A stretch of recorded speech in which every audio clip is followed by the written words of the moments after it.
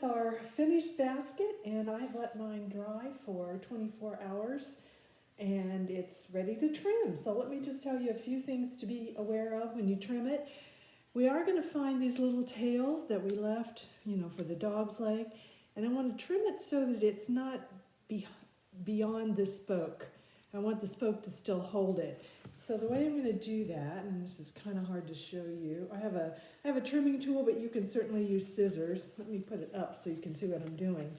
I'm going to just pull it back and make sure that it's still going to end over the spoke, and then just trim it and tuck it in when it's trimmed.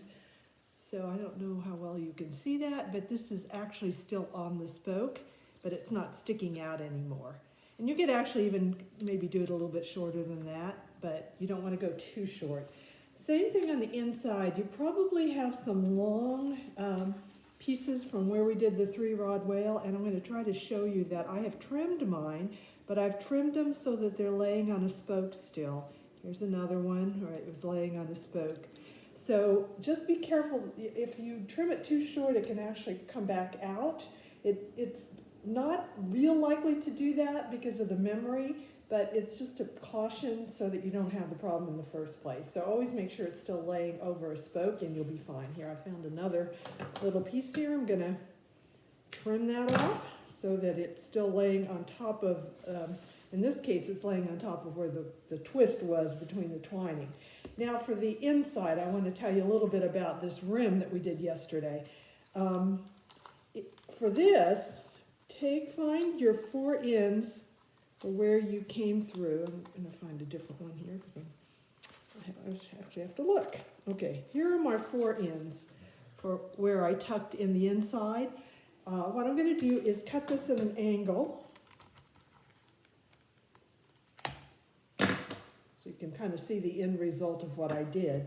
And then it lays right up against the spoke, and it's no longer sticking out like this on the inside. This one is not cut yet, but you can see that the one I cut no longer sticks out like that. So I'm going to do that all the way around just to finish it up so that I don't have this rough edge on the inside of the basket. And the other thing that I spoke about yesterday is don't forget to sign your basket and date it so that you know when you made it. I hope that you've enjoyed this. It was fun for me to try the video instruction. I hope in most cases it made sense. And if you're interested in trying another one, I will be glad to do that. I'm going to show you 2 of the baskets. Let me go get.